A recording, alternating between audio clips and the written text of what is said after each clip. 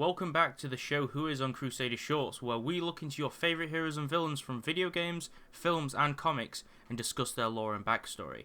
In this episode we look into the Dark Titan himself, Sargeras. Sargeras was a fallen titan and creator and leader of the Burning Legion. Sargeras was once a Vanir Titan and one of the Pantheon's greatest champions, one that seeked and was tasked to defend the worlds the Titan had created. Sargeras was ordered to destroy and imprison the demonic hordes native to the Twisting Nether, a chaotic realm between the ebb of light and flow of void. Imprisoning and defeating these demons would make sure that they would not destroy and make the Titan's vision of order impure. Sargeras devoted himself to the task for countless millennia. It was during this time that Sargeras began to feel uncontent and disillusioned. He became depressed by the chaos brought by those he sought to destroy and imprison. During this time of darkness, Sargeras was forced to go up against a threat who also seek to oppose the Titans. The vampiric demonic race of the Nathrazim. The Nathrazim, also known as Dreadlords, had taken control of a large number of populated worlds, possessing those who inhabited them and turning them to the shadow. These demons turned whole nations and civilizations against each other through their manipulation and blind hatred. Although Sargeras easily disposed of the Nathrazim, their corruption had a great effect on him and his sanity, as well as his conscience. Sargeras, during his travels, came across another world soul that would become a Titan. As he came closer to this world, his feelings of happiness and peace faded, and his vision he once shared with the other Titans was no more. His dreams had become nightmares and become corrupted. On this world, Sargeras had found the old gods, and amongst their ranks more of the vampiric Nathrazim. Because of this, he seized some of the Nathrazim and interrogated them, hoping to find their motives and those shared by the old gods. During the interrogation, Sargeras learned of the existence of powerful beings known as the Void Lords, dark entities coming from the Twisting Nether who could be as old as the Titans themselves. These dark embodiments of terror seek to corrupt the world soul and transform it into a dark titan, one that not even the Pantheon would hope to defeat. With this, and the darkness and sorrow he now felt, Sargeras, using his blade, cut the world in two, destroying these plans but killing the world soul also. In the aftermath of what he had now done, he returned to the Pantheon to explain his findings and tell them of his actions. The Pantheon had distaste for Sargeras' hastily actions and the killing of one of their own at his hands. Sargeras and his trusted lieutenant Agrimar argued that the Pantheon and its titans had not seen the full picture and that they were unaware of the true horrors they had faced throughout the cosmos. Sargeras believed the only course of action to rid the world of the Void Lords was to destroy all life, which the Pantheon and Agrimar disagreed upon. Sargeras stormed away from the Pantheon, not being seen for many years. During his isolation, Sargeras would begin to believe the Titans were responsible for the failure of their creations, that their order was the reason for the uprising of the demons, and sought to undo all of their work and raise an unstoppable force to destroy all life. Sargeras travelled across the vast Twisting Nether, freeing all of those he had imprisoned. He was looked upon as the great dark god of the nameless void. He bound the mortal demons to his will, and utilised them as his unstoppable army, now known as the Burning Legion. They pledged themselves to Sargeras.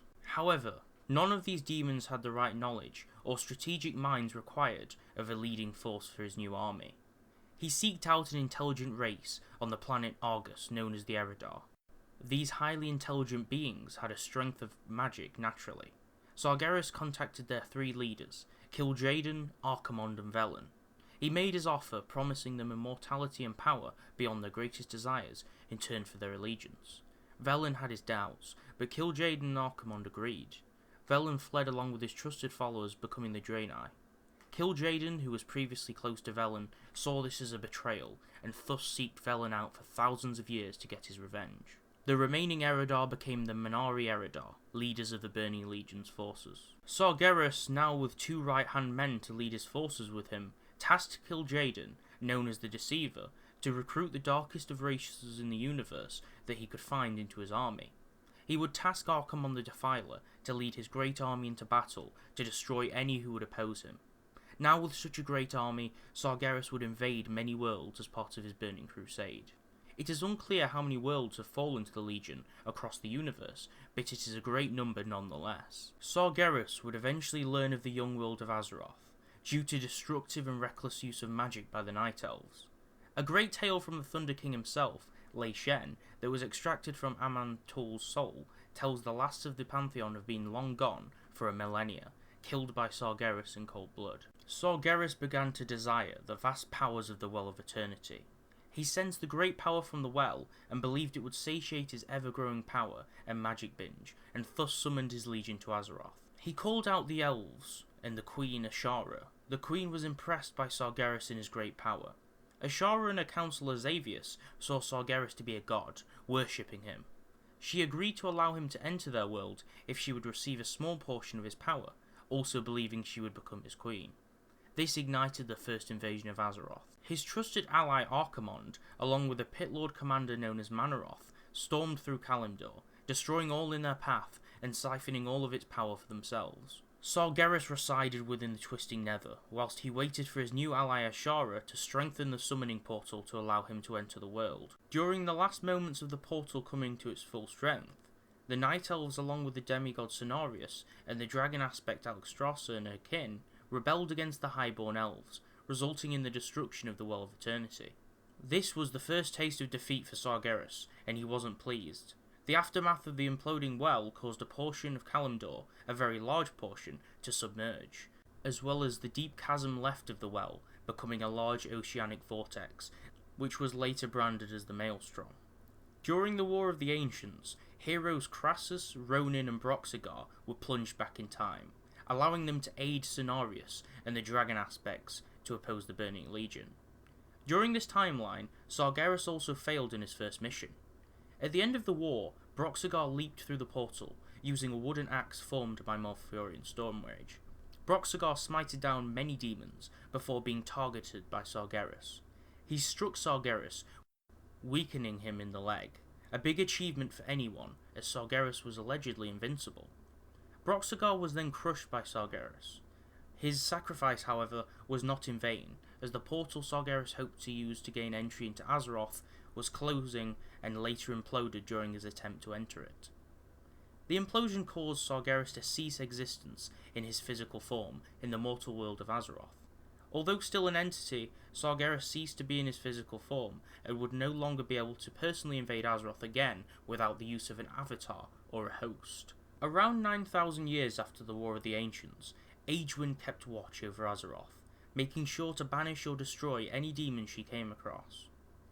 Sargeras came to the realization that Aegwynn was a threat and may cause a problem to his mission, but Sargeras also realized how easily she could be manipulated. Sargeras sent agents to hunt dragons, killing many. However, Aegwynn appeared and came to their aid, destroying the demons. Aegwynn survived the battle, and found the rift opening from the Legion's entry in the Storm Peaks. Sargeras used this portal to enter Azeroth in avatar form. The avatar, allegedly containing a portion of the soul of himself which he could control. Aegwynn attacked the avatar. Sargeras, however, allowed himself to be destroyed by the mage, but as his avatar died, his spirit tapped into her body, hiding for years dormant.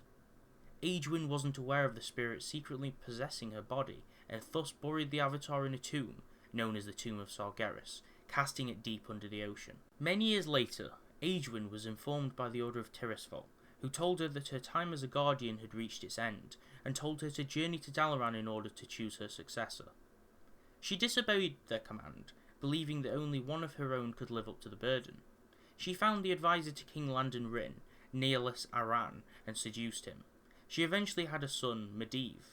His spirit awakened and possessed the child's mind. When Medivh reached the age of 14, his guardian powers manifested, putting him into a coma, lasting for over 20 years.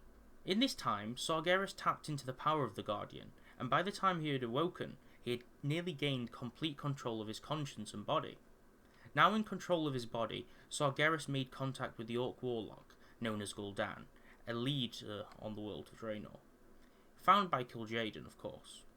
Medivh travelled to the Black Morass in southern Azeroth, opening the Dark Portal and allowing the Orcs to gain access to Azeroth. Medivh's personality was changed after being in his coma, and his closest of friends and relatives were aware that something was wrong. His mother Aegwynn, who was now banished, was now aware of what Sargeras had done to her. She contacted the king, King Lane Rin, and Anduin Lothar, his general. Lothar believed he had no choice but to defeat Medivh to prevent him from doing any more damage to the world. He was helped by Medivh's apprentice, Khadgar, and Garona, who stormed the Tower of Karazhan. Although he had great power, Medivh was caught off guard, and defeated. Sargeras seeked revenge on the humans. He knew the orcs would storm the portal and wage war against them, however his plans were stopped due to the early demise of Medivh. His original plan was to exit Medivh's body, once again controlling his avatar, but he did not have the time to do so. The spirit of Sargeras left the body of Medivh upon his death, and surged back in pain to the Twisting Nether, where now people believe him to reside, waiting on his revenge. Sometime later, the power-hungry Orcish warlock Gul'dan seeked to grow his power. He believed the tomb of Sargeras would hold immense power. He had heard this from Kil'jaeden as well as Medivh. Gul'dan travelled to the tomb to claim the power for his own, but upon entry he did not find the avatar. Instead, demons emerged and ravaged his body to shreds. Although he survived the first encounter, he saw Sargeras in an illusion mocking him. Before his death, he realised he had been used as a pawn and a minion of Sargeras, and knew he would not get the Eye of Sargeras, but rather die in the tomb. Before his death, he wrote his story in runes with his own blood. After the demons killed him, his skull was used by many, including Illidan Stormrage, as an artifact of power. Sargeras is powerful beyond belief, and is arguably the most, if not one of the most powerful entities in the Warcraft universe, only perhaps rivaled by the Old Gods. This is clear because it states in the Warcraft lore that if all of the Old Gods were to be released, even that of Sargeras would beg for his own death, and not be able to match them in combat. Sargeras displays many different powers, however. He can telepathically communicate with his servants and minions from within the Twisting Nether. He was immune to most mortal created weapons, and limited immunity to weapons created by other immortals. For an example, the axe Broxigar wielded wounded him, but only to a certain degree. However, the demon soul's power had no effect on him, and he was immune to the element of fire as well as fell magic. Sargeras was also able to enter the bodies and minds of mortals. As stated before, he corrupted Medivh and entered the body of Aegwynn, and remained dormant in her body for years. Sargeras wielded the legendary sword, Gorobol. Gorobol was a huge sword, forged from one of two fragments of Gorshalak, the most powerful weapon in the universe. When Sargeras descended into madness, this sword shattered into two fragments to prevent him from using it. The other fragment of the sword was claimed by Sargeras' old lieutenant, Agramar, and reforged into the sword Tail Shalak. Only a non-evil being could reform the two fragments to reform Gorshalak. However, it is unknown what happened to the sword of Sargeras after he was casted back in the Twisting Nether when the portal imploded. It is also alleged, according to the Thunder King Lei Shen, that the other titans of the Pantheon have been long dead, killed by Sargeras, and been dead for over a millennia. If this is true, this also means that perhaps the other sword wielded by Agramar may also be lost, and the hopes of reforming it to its original state may not be possible. However, I'm very sure this won't be the end of Sargeras and the lore behind him as a character, as well as one of the most powerful entities in the Warcraft universe. With Legion dropping as an expansion, I'm sure that there will be a follow-up video to this one in a few months, as long as we receive some form of lore on him. Warcraft Legion, the new expansion, coming soon as of time of making this video, includes dungeons such as the Tomb of Sargeras, and an artifact weapon known as the Scepter. These could play a crucial role, as well as Gul'dan being part of the expansion, and contribute to more lore behind Sargeras, which may be able to create more material for a new video. If you liked the video, please subscribe, comment below, and tell me your opinions or ideas for future episodes of Who Is. Thanks for watching.